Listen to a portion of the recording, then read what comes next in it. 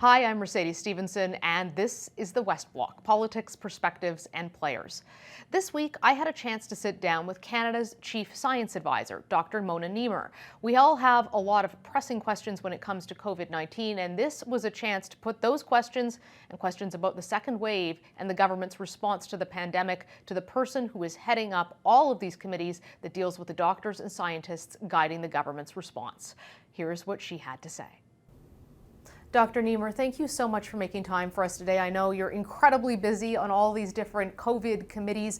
A lot of Canadians today are looking at the rising case numbers, and as they look at them, 2,000 a day or more, and we prepare for the second wave, what do you think the second wave is going to look like? What are you hearing from scientists about what we should expect?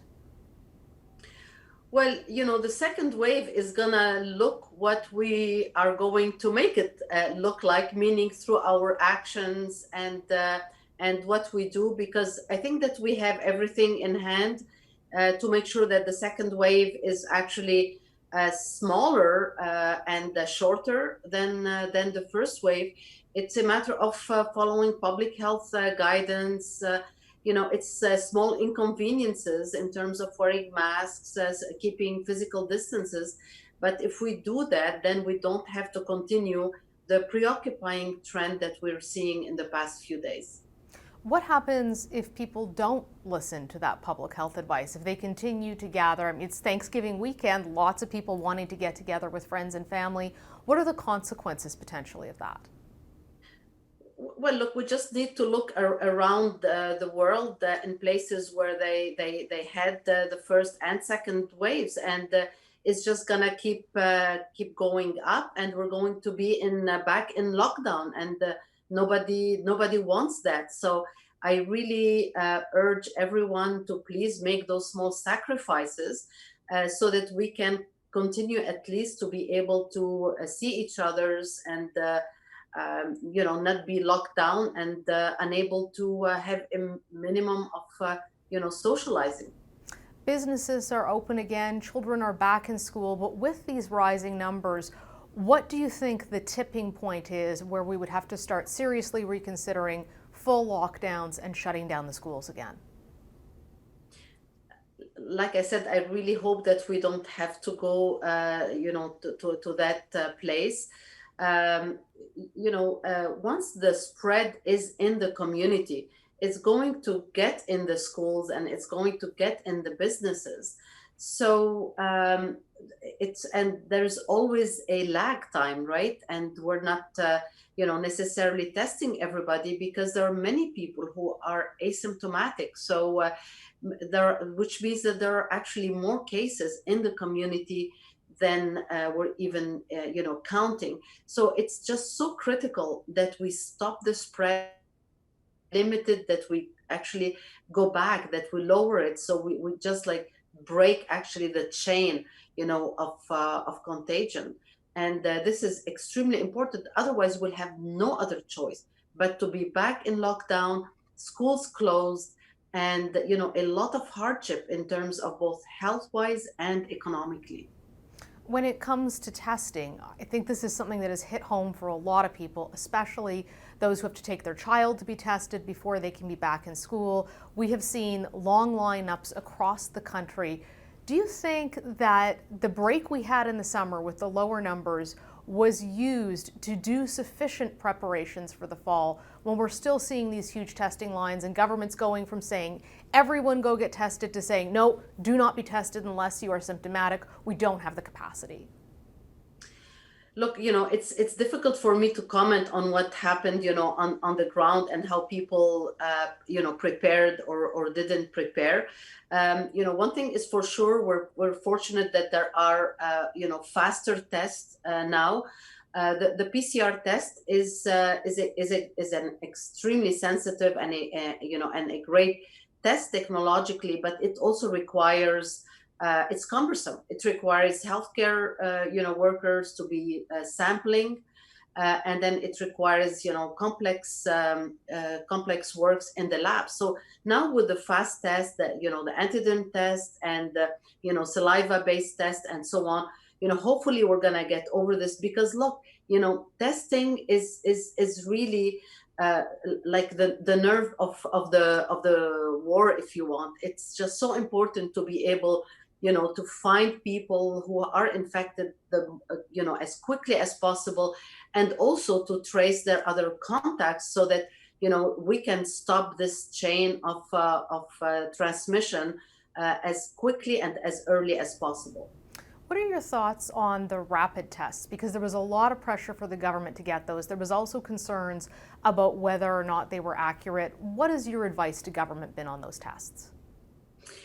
Well, first of all, there is a difference in terms of sensitivity and specificity, so accuracy is whether it's really detecting that virus and only that virus, not anything else.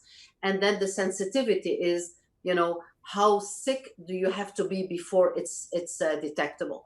And there's been, a lot of progress, and these antigen tests are actually, quite sensitive. They're about 80% or so of the sensitivity of the PCR test.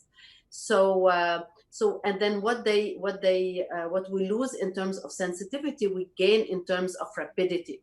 So, if you want to have a diagnostic, of course, you want something that is the most sensitive, possible. But if you want for surveillance, it's much better to be able to detect, 8 times out of 10, rather than, no time, or 9 or 10 out of time, but have to wait for another month. So it's really a trade-off, and these rapid tests are extremely important for, epidemiologic surveillance, not for diagnostic purposes. One of the things that we've heard a lot about is, how does COVID transmit? And there's been so many questions around this. And those questions have come into issue with air travel. They've come into issue with keeping businesses and restaurants open. What does the science say? What doesn't it say? So what does the science say about how most people are getting COVID? Well, you know what, this is an excellent question and an extremely important one. What the science says is that you to basically contract the virus, you need to be in close proximity for a certain amount of time to someone who's infected. And we know that this is happening through droplets, whether they're still hanging in the air or on the surfaces. Is the area where there is not uncertainty, but it will probably end up being both. And I think that the science, as we study more and more, is acknowledging that some of the basically air transmission with the aerosols that we call is possible. And that's something that's important, because as we go indoors, and in these winter months, and we start closing windows and have less ventilation, I think that's something to be aware of and conscious of. Germany has just acknowledged that actually ventilation is a possible contributor to transmission. So they're advising, for example, to open windows, to have better ventilation. And I think that's certainly a distinct possibility. I think that that's something a lot of Canadians will hear and be thinking, wow, how do we do this in the winter when it's minus 40? So how important are things like masks and social distancing in preventing that transmission? Well, this is precisely, where masks are extremely important, because you want to limit as much as possible the spread in the air of the droplets that we basically that come out of our mouth when we speak loud, when we sing, when we laugh, etc., and keeping distances as well. I mean, clearly, when it's minus 40, we're not going to be sitting outside, but this is why these physical distancing measures, your personal hygiene, the cleaning surfaces, and wearing the masks is excessively important. So it's really important that people, get used to wearing masks. It's not that uncomfortable. It's worse when you don't try it, and just like force yourself maybe the first few days, but after that, it just like becomes second nature.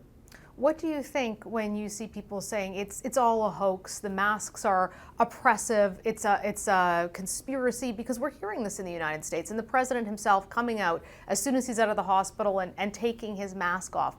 How concerned are you about those kinds of conspiracy theories circulating and being, having someone as high profile as the president who himself is not wearing a mask? Well, it's certainly very preoccupying that there's so much disinformation and all these conspiracy theories out there. The reality is, we have over 1 million people who have died of this virus, and I'm sure that many people know folks around them who have suffered from it. So it's real. It is very real. And the more we're finding out about the virus, and the longer we're living with it, the more we're also finding out about its consequences of the infection. Like, even when you recover, even when you don't have it so bad that you have to be hospitalized, there seems to be consequences that lingering damage in your body, whether it's your lungs, your heart, or other parts. So um, I think that the media, the scientists, opinion leaders have a very important role to play in getting the message out that this is real. We can do something about it, and we just like all need to do our parts to make sure that we get through it.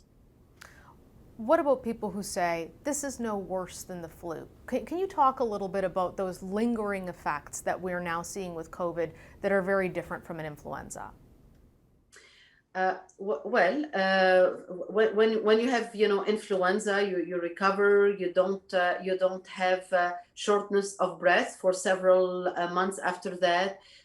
You don't have inflammation of your heart or your lung, or even issues with your kidneys. So these are all things that we continue to see, because essentially the virus provokes a reaction in the body, generates increases levels of certain hormones, of the certain products in your body that have a negative effect on your health, which is something that the flu doesn't do to you at all. So we need to be very careful.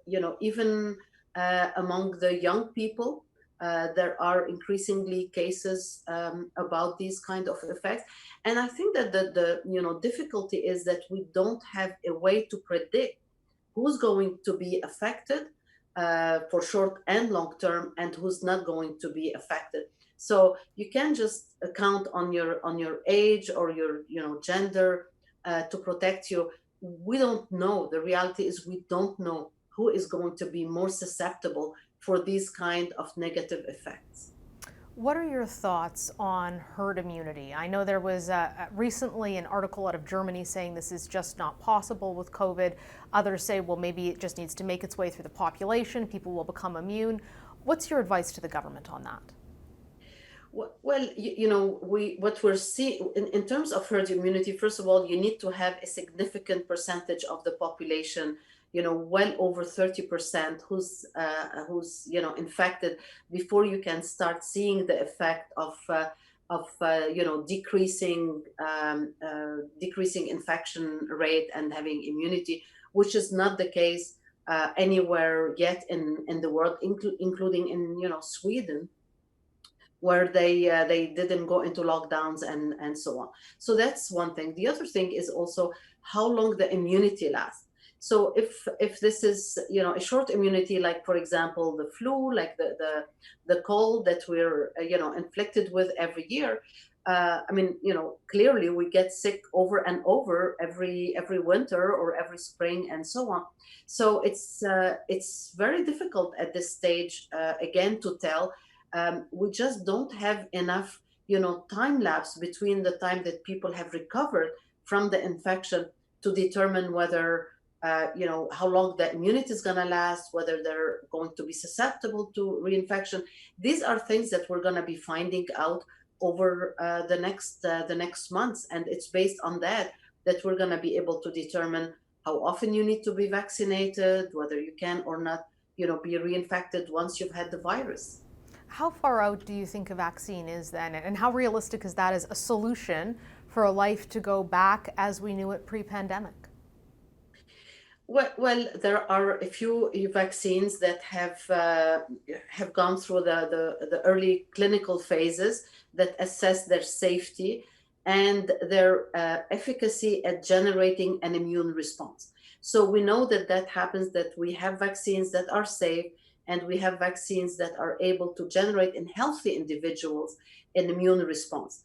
I think what we're still waiting to find out is whether, vaccination is going to prevent infection or is going to prevent severe disease in infected individuals. So the timelines for this, is the coming 2 months. And I think a number of pharmaceuticals, have published actually the protocols of their more advanced clinical trials. So we should have an answer by the end of the year whether we have an effective vaccines against the infection or not. And then after that, I think the vaccination will be able to start as early as the beginning of 2021.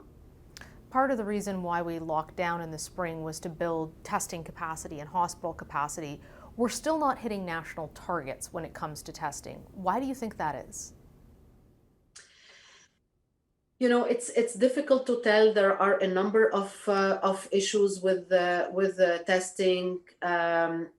You know, there's nothing of the magnitude that we're seeing right now. Increasing testing capacity requires a bit of organization in terms of you need to have the people who can do the testing, you need to have the machines who can do the testing, you need to have the systems who can tell you whether someone is infected or not, and who can communicate this very quickly to the individuals, not to mention the infrastructure around the sampling. So it's like you want to prepare a cake at home. You need to have the baker, you need to have the all the ingredients, and you need to have the recipient in which you're gonna make your cake. You can't just say I'm gonna make a cake and suddenly realize, oh, that you're missing eggs, or that your oven is not at the right temperature. So it's a lot of details. It's a lot of preparation, and I really hope that as we have these variety of tests that are available to us, that we're going to be able to get over the hurdle of the availability of tests and the bottlenecks in the lab or bottleneck in the sampling. You had said in an interview with the National Observer that you had hoped early on that we thought perhaps Canada would be spared more than other countries. That was also something we heard reflected in what politicians were telling Canadians, that they believed that we were relatively low risk. Then it suddenly changed. Why did you believe that Canada had a lower risk, or that we might be spared what had happened in other countries? Well, first of all, like it was clear at the beginning that the density of the population was a very important element. It's a virus that was highly contagious. We didn't know exactly the numbers, but it looked like every person could contaminate, 3 to 5. So if you're in a situation where you're not in, large, very highly dense cities where most people live in apartment buildings, several, in a small place, that would be an element there. We weren't sure at the time about, whether it was weather sensitive or not. Some viruses actually do better and worse depending on temperatures. So there were a number of circumstances, if you want, that made us think that perhaps if we were able to limit the importation and the community spread, or prevent altogether the community spread, that we would be able to fare better than others, but evidently not. In retrospect, do you wish that the government had closed the borders earlier or advised people to wear masks earlier than they did? The issue of masks is a difficult one, because we didn't have proper studies, if you want, on masks. Of course, in Asian countries, there is a tradition when people have a cold, have the flu, they always wear masks, but there weren't really scientific studies to assess how well this would work in community settings. Clearly, masks protect, because healthcare workers need to have them. So the mask, is a difficult one to answer. In terms of the borders, that too, it's not clear cut. There are, and the reason why it's not clear cut is because many of the studies had been done in in places, in developing countries, where actually closing the borders have negative effects on them, in terms of getting humanitarian aid, in terms of stigma, in terms, not allowing people actually, people to come and help them.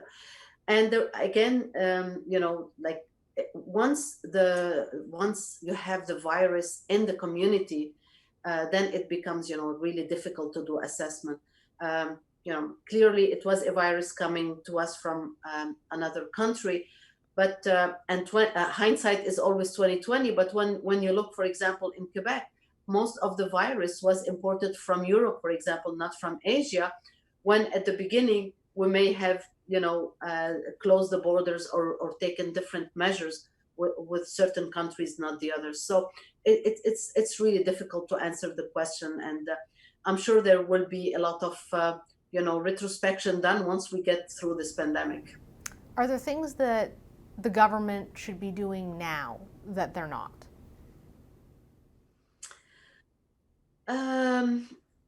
I think the most important thing is really maintaining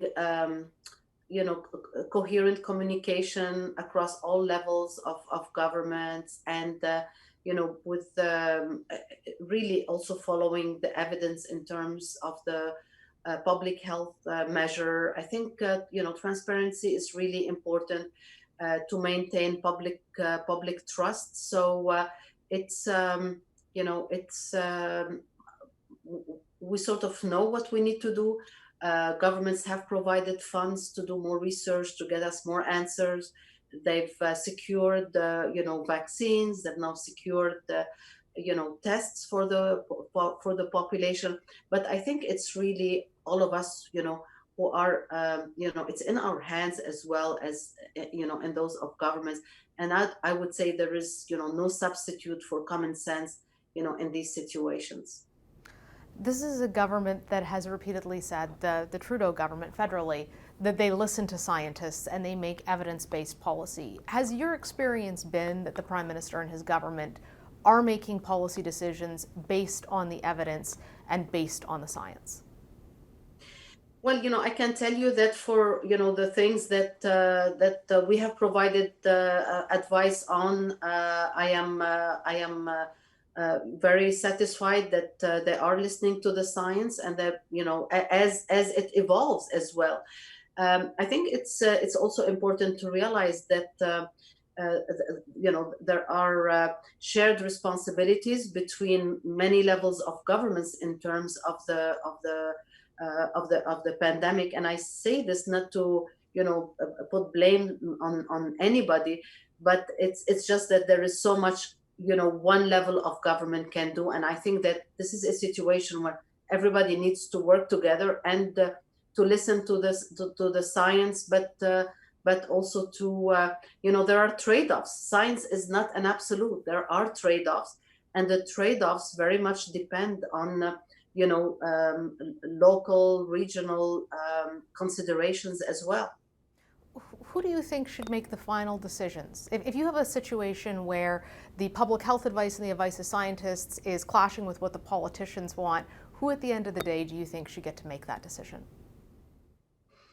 Look, look, I'm glad I don't have to make that decision. I'm a scientist and a science advisor, but we elect politicians so that they can make decisions on our behalf. And if we don't like the decisions they make, we get to, tell them this every few years.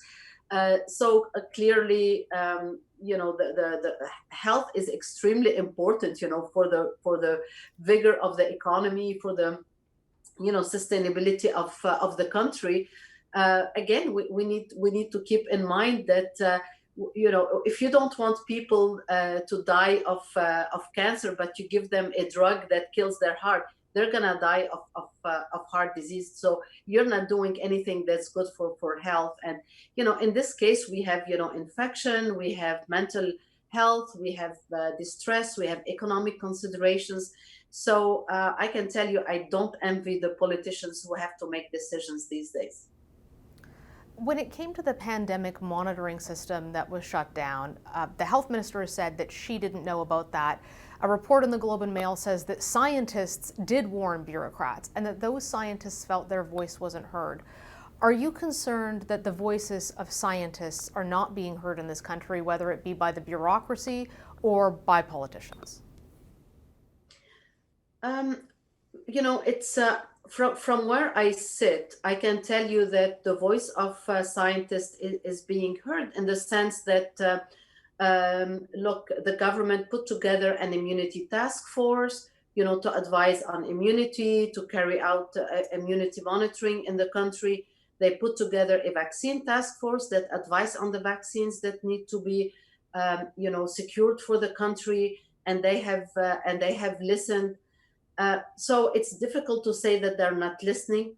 What happened exactly within specific departments?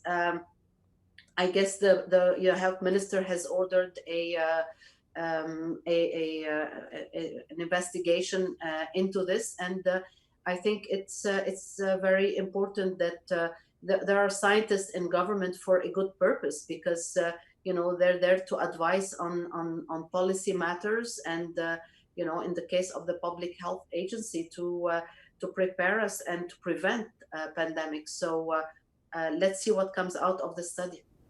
What are your thoughts on the role of China in all this? Because there's been a debate.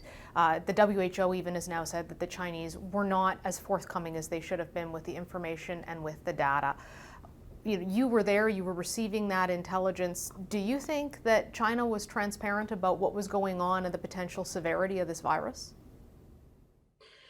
Look, it's difficult to answer the question because, at one point we started certainly hearing about the cases. They sequenced the virus, they made the sequence available. Now the question is, was this happening for like a month before they talked about it? Is something that I really can't comment on. Because I simply don't know, but I can only say that they were the first to sequence the virus. They put out the sequence, and that allowed us to have the test that to detect the virus. Whether they could have done more and earlier, I just can't comment on it because I don't have knowledge of that. In terms of a couple of rapid fire questions that I think a lot of people watching at home have, is it safe to eat in restaurants right now?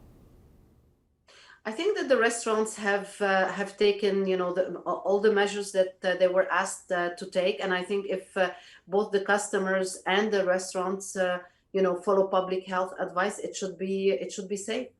Do you think that it's safe for Canadians to fly within Canada right now? Well, the airlines have put in place. I think they've upped their game in terms of the hygiene, in terms of the ventilation system. They have HEPA filters. There haven't been, to my knowledge, cases of transmissions during flights. So if we look at the data, there is no reason for being preoccupied. Canada has had a higher death rate when it comes to COVID-19 than even the United States. We've had far fewer cases, but a larger percentage of people dying. Why do you think that is? I think that the tragedy really has been what's happened in with elder long-term care homes and nursing homes. I think that accounts in large part to the differential in terms of the fatality rate between Canada and certainly Quebec, Ontario, and the rest of the world. So that was a tragedy and a very sad situation.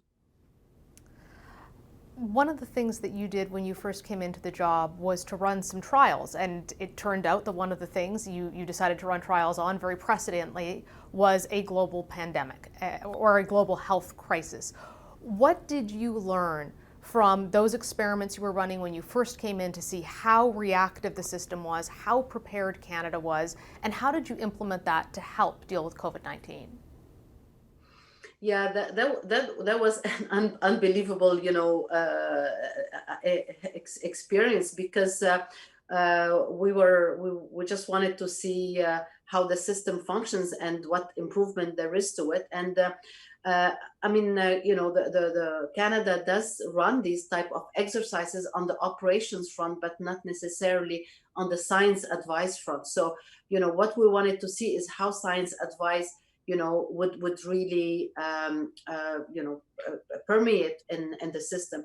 And what we realized very quickly is that even when you start with a health emergency, it really quickly goes beyond health, and you require actually science advice in numerous other areas.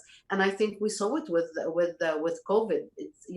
It starts with health, but then it's your health systems, but it's also your elder care places, it's your educational systems, it's your transport, it's your repatriating Canadians, that's foreign affairs and so on.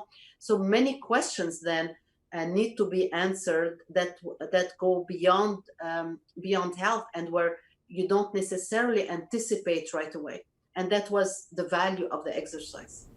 One of the things you mentioned in your annual report was that there was a risk, because of the way that Canadian science was structured, that there wasn't a lot of coordination, there wasn't a lot of talking, that there could be contradictory and fragmented advice going forward. Were you able to fix that before COVID hit? Uh, well, we weren't able to fix it before, but we certainly tried to fix it, as we were going, because remember, we did this exercise basically towards the end of the summer. Then we had an election. Then we had the government basically started in January, and we had to deal with the pandemic almost right away. So we just had to fix as we went. Do you think that Canadian science is well enough funded and supported to deal with this kind of a global crisis? uh, we have excellent scientists. We have excellent institution. By the way, another shout out to our latest Nobel in medicine for the discovery of the hepatitis C virus.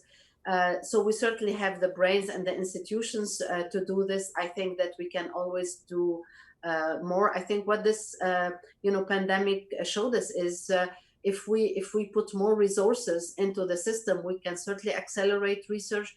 We can accelerate finding solutions.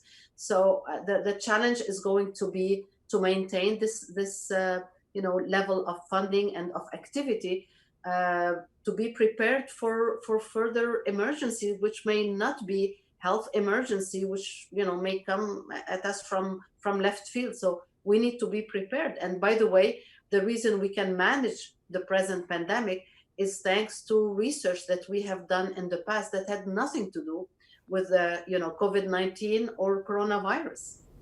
Are you concerned about the message that President Donald Trump's behavior sends to people about how serious this virus is? It's really very important, that leaders in society, in politics, and in all place of life. People who are opinion leaders have a responsibility, I think, to contribute to solving the crisis, to making sure that people adopt behavior that keep them safe. So it's a responsibility for everyone who is in the public eye and who's a leader in any part of life, to do their share, and they have a responsibility to send the appropriate message that will keep people safe and save lives. Is there still any risk of our healthcare system being overwhelmed by COVID in this second wave? It's possible. What hospitals are in certain regions are at above 100% capacity in emergency rooms already with the non-COVID cases. What we did previously is we stopped a lot of care that is non-COVID, and we have waiting lists that we need to go through, because while we're getting while COVID is with us, unfortunately other diseases are as well, and we can't just like put them on pause. So there is a possibility that if we have to deal with huge cases of COVID-19, that we will overwhelm the system. And I would hate for this to happen, in Canada, and to have to put people again on waiting lists who need cancer treatment and who need, cardiac surgery. Dr. Nemer, thank you so much for your time and expertise today. We truly appreciate your insight. Thank you very much.